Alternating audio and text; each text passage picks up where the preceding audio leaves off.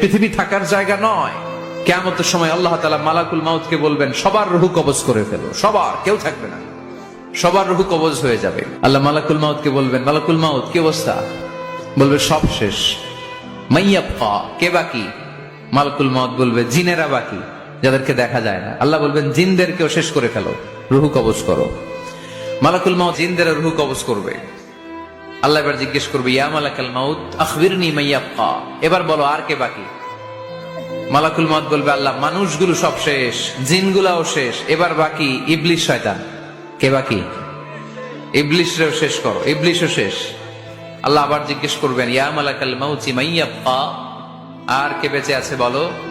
মালাকুল মাউত বলবে, আল্লাহ আপনার কথা অনুযায়ী পৃথিবীর সব মানুষের রূহ কবজ করলাম, সব জিনদের রূহ কবজ করলাম, ইবলিসের রূহ কবজ করলাম, এখন আছে শুধু ফেরেশতারা।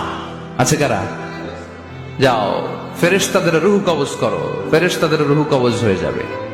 এবার আল্লাহ জিজ্ঞেস করবেন, ইয়া মালাকাল মাউত আখবির